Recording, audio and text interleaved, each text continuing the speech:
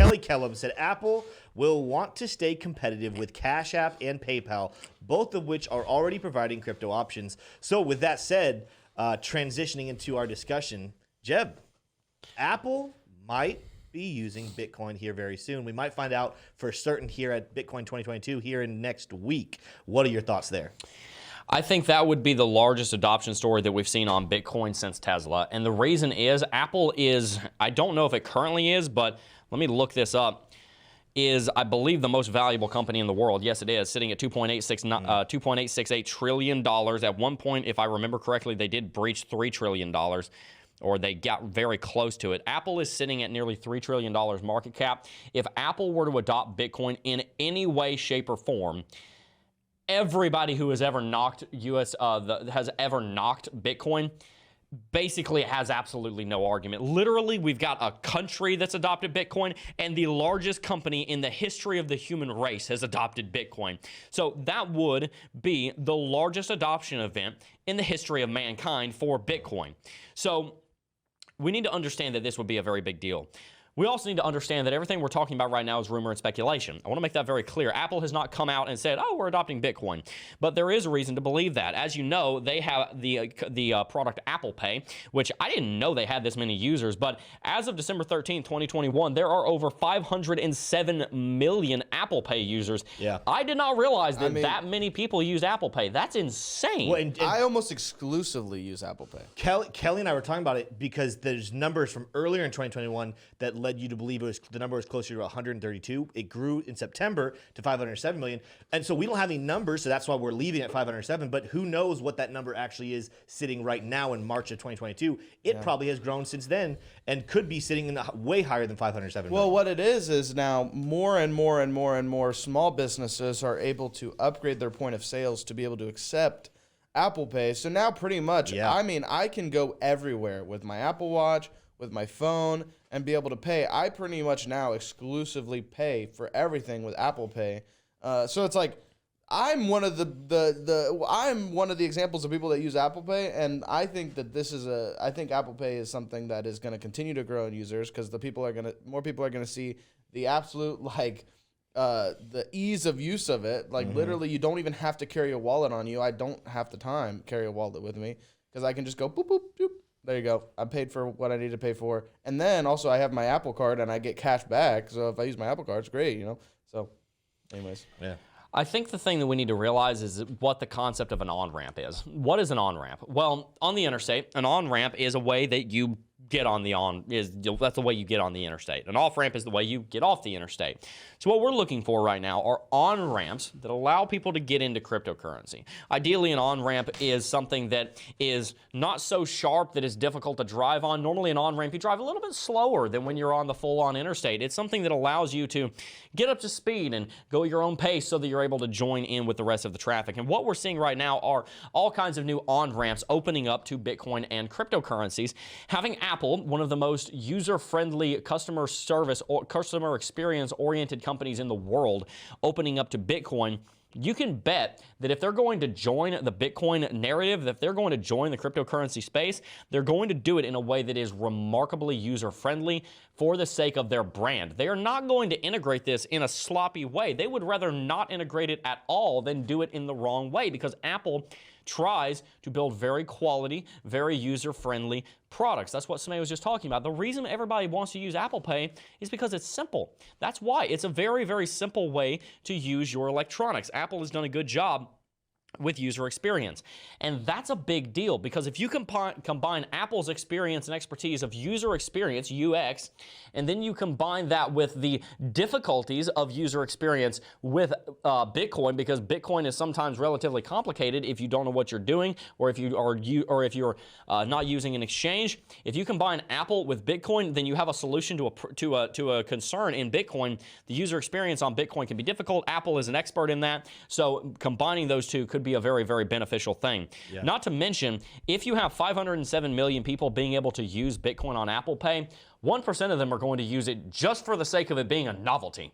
The amount of money you could see flow into Bitcoin would be huge, and Apple would probably turn into the largest cryptocurrency exchange overnight, because they have to provide liquidity for Apple Pay, and they've got to be able to provide that They've got to be able to provide a structure so that Bitcoin is able to be held. So them turning into a Bitcoin and cryptocurrency payment processor would be much bigger than MasterCard and any other bank, Visa, getting involved with Bitcoin and crypto, which they are getting involved with Bitcoin and crypto. But that would just be the final stage in the adoption of crypto, which would just mean that every time another company tried to adopt Bitcoin or cryptocurrency, they would be looking to Apple to see how they did it. Apple can pave the way for Amazon and Google and Microsoft and Tesla one day again, and Nvidia, and I'm just going down the list of the largest companies in the world right now adopting Bitcoin and crypto. Well, I mean, I would even say, right, like the thing that makes it for me kind of a no-brainer, right? Because it's like you're talking about at this point Apple Pay growing and growing and growing and being one of the biggest ways that people are now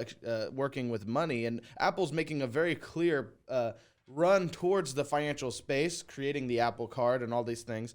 They're wanting to grow in that financial sector. And to be honest with you, this seems like cryptocurrency, like Kelly was saying, Venmo, PayPal, Cash App, all the above, all those different payment processors that online payment processors that can kind of compete with Apple Pay, all are using cryptocurrency now. Like you can buy, sell, trade, blah blah blah, cryptocurrency on them. And I think Apple is looking at this and saying, wow, this is literally just the no-brainer next evolution of our products, especially the fact that everyone is walking around with an iPhone in their pocket at this point.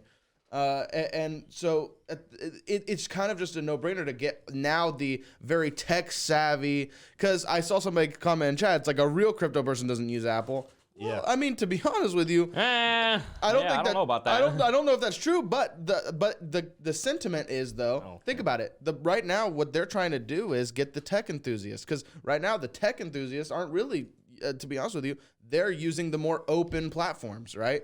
But if they can convince you to say, hey, we can give you safe, secure, private, where you can work with your crypto in a way that is safe and user-friendly and all this stuff, I'm sure a lot of people are now going to say, well, that was kind of the final tipping point, and now I can feel comfortable using crypto with my phone.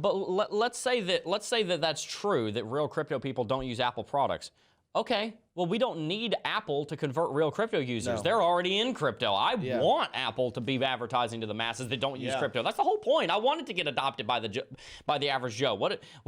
Steve Jobs talked about this. What does the average Joe use? He uses an Apple product. That's not necessarily always true, but the point is, if Apple is able to, penetrate the market of your average human being, which they have done a very good job of, then they are very likely going to be able to help that average Joe start using Bitcoin and cryptocurrency products. No, so something I was actually chewing on, kind of mulling this morning when we saw the news break is, so first of all, my initial response was, that's cool. How many Bitcoin holders actually are going to use this? And I had to pause for a second because my brain was computing and thinking about educated people who understand the power of Bitcoin and how if you can continue to hold and wait for the future, Bitcoin's value will change your wealth forever. So those people will not spend money. I'm just going to be honest and real. I probably will not use, even though I have an Apple phone and I have Apple Pay, I probably will not spend Bitcoin. But as Jeb just talked about, we want the masses to do it. And this is a video we're actually going to talk about here very soon. But Jeb talked about with Michael Saylor, education needs to increase. But as it stands right now, what is bringing people into the space, into crypto? It's things like NFTs. It's things like Dogecoin, Shiba Inu, SafeMoon, some of these meme coins, some of these smaller projects that actually have, as much as we don't really love those projects and we don't think they're the wise ones to get into, you can exchange and do a lot of things with them. They're really interactive. How many people who don't know that much about crypto but have heard Bitcoin but said, oh, I don't know how you really operate with Bitcoin, what would I even do with it, are now going to say, oh, that's so cool. I can get and pay in Bitcoin on my Apple phone, on my iPhone, and I can continue to exchange. And it's going to become this lack of educated exchange, like I'm really cool, I pay in Bitcoin, and it's going to bring adoption that hopefully then as they come to the space, we're able to educate them on the future of what Bitcoin really is. But it is going to, my first response, who's going to spend money? My second response is, oh yeah, a lot of people don't know really what Bitcoin is. This is a way that people can kind of play with it and practice with it and get into the space. Well, so the last thing I'll say is think about the way, if anybody here is familiar with the way that Apple develops their products, what you tend to see is what they'll do is they'll save a lot of time just letting the other companies figure out the weird gimmicks first, right?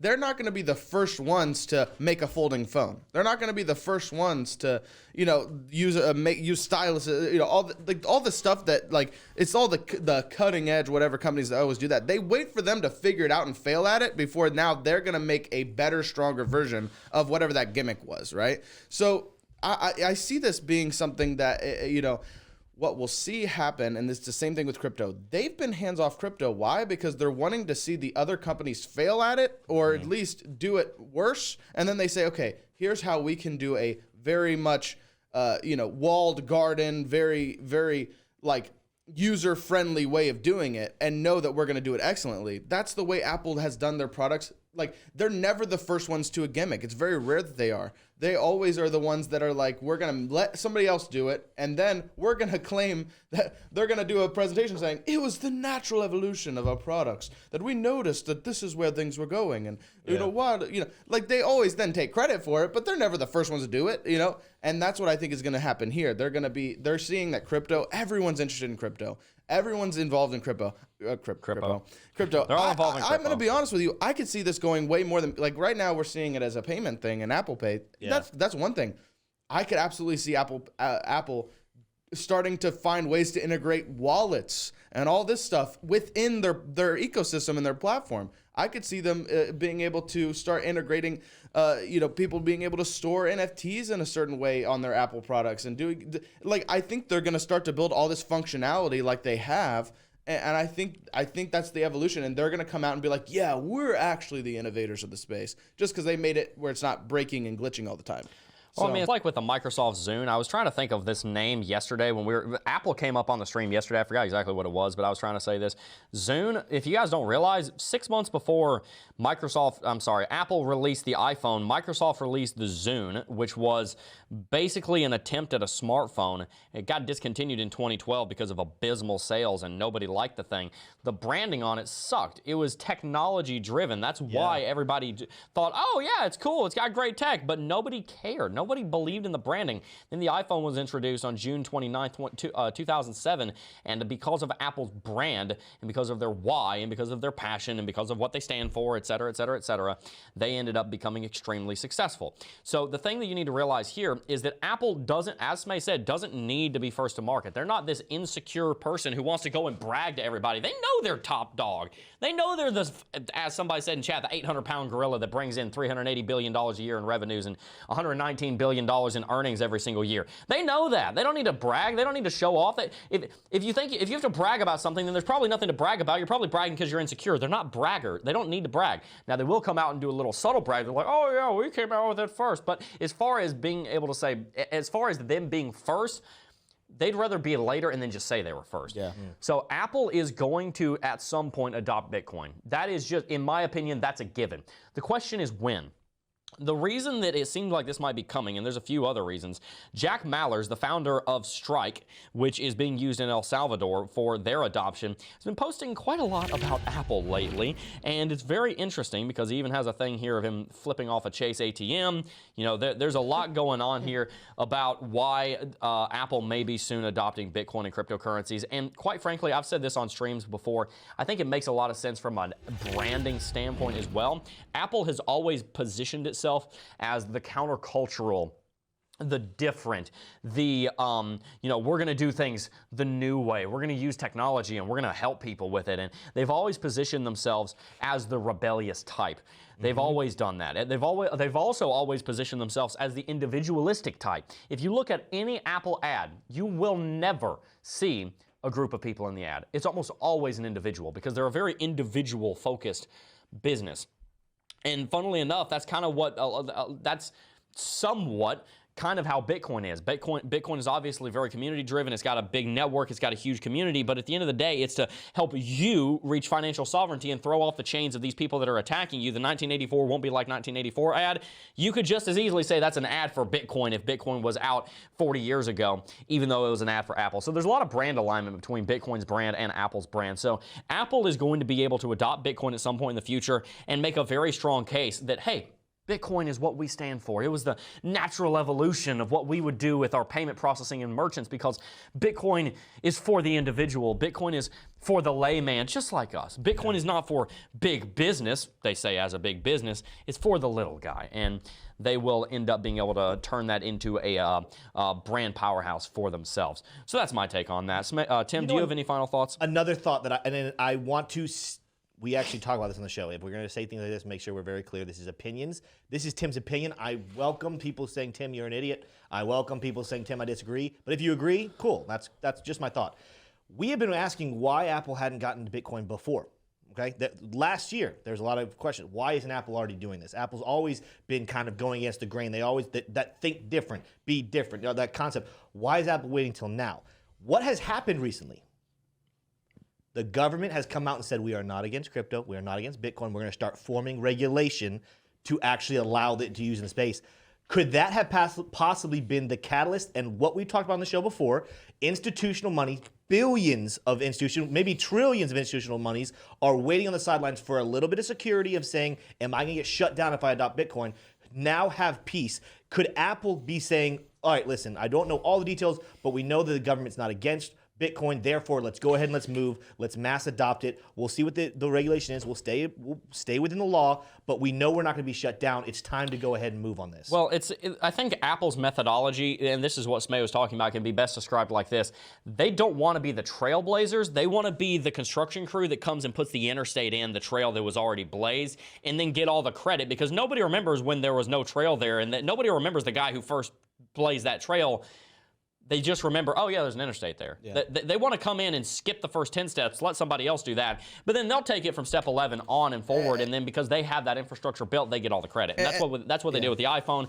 That's what they've done with personal computing. That's what they've done with the mouse. That's what they've done with a lot of things. Well, the thing is, that was kind of, I think, what we're describing is post-Steve Jobs era. Yeah. Steve Jobs was definitely the guy who was like, I mean, he definitely did rip off a lot of people, but those were people that, anyways, he definitely was the guy who was like, let's make things first. He dreamed up the tablet, the idea of a tablet. He dreamed up the idea of a phone. That these are that was who Steve Jobs was. But knowing how the current Apple operates, the current Apple is absolutely, I'm just gonna let the first guy do it, and then we're gonna take credit for it. I'm not gonna lie. I mean, that makes sense, but I don't think it's against my point. Again, this is post Steve Jobs. Steve Jobs was a risk taker. Steve Jobs thought outside the box. They have way more conservative thinking now. So, yes, a combination of let's see if someone else says this works, but also a very risky, let's not move on this until we know that we can legally be covered and not get ourselves in trouble with the SEC or anyone else that gets half of our stuff shut down, makes our community upset. I think that it's a combo. Somebody else proved it can be done, and also, hey, we're not going to get in trouble for this. Well, which is why they're starting with Apple Pay, right? And doing they're starting with these little partnerships and build they're dipping the toes in water, being very conservative, like you're saying. But I'm saying, look, this is a bold prediction, but I could see in the next year, right? The next year, you're gonna see I love every year watching their keynotes, and they have those keynotes that they get really pretentious and like, look at this new, we now have implemented this new phase of our products. I think that's going to be exactly what they do next year, but it's going to be all about crypto. It's going to be all about crypto. Because guess what? This last year was the last one they did, the WWDC. They were like, whoa, look at this. We have credit cards and family credit cards and finance, blah, blah, blah, blah, Apple Pay. Blah, blah, blah, blah. So what's going to happen? The next thing you know, they're going to be next year going to say, whoa, we see everyone loves the cryptocurrencies and we love the blockchains and look at this. You can text NFTs to each other. Whoa. They're going to do all kinds of stuff like that. And I guarantee you they're going to go full send into cryptocurrency stuff. I very much agree. Next year. I completely agree. And the reason I completely agree is because Apple has always grown by being not first to market, but the second to market on the next revolutionary technology and just branching out and blobbing out and doing everything. They do computers, they do phones, they do tablets, they do software, they do music, they do payments, they do all these different things. I can virtually guarantee you MasterCard, Visa, Google Pay, Apple Pay, and Coinbase are going to get into an arms race in the next 10 years on who's going to become the largest cryptocurrency exchange. But I don't know if I said Coinbase in there. Coinbase is going to be a part of that. Apple is going to sweep in, say, oh, look at this massively growing industry. It's growing 1,000% a year. Why don't we come in with, I don't know, $50 billion in investment capital and just absolutely dominate the space? That's what they did with wearables. You know, if Apple's wearables division is large enough to be a top 50 company with the amount of revenue they do, they're going to end up having a division of the company working on cryptocurrency that is going to be larger than Coinbase. I can almost promise you that. And the reason is because Apple would love the idea of going to a $10 trillion market cap and $1 trillion in earnings, $1 trillion in revenue, because they can. That's literally a big part of it, is because they can. So any final thoughts on that? And then we can keep moving on and read some super chats. I think we're good. I think we got it. Transition. Yeah, I think we got a lot beat of that horse. Got a lot of super chats here too.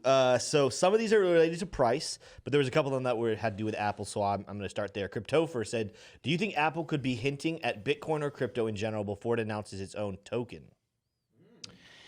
They could be doing their own token. Yeah, that's possible. That'd be freaking huge for crypto. Okay, wow. that makes a lot more sense. You know what?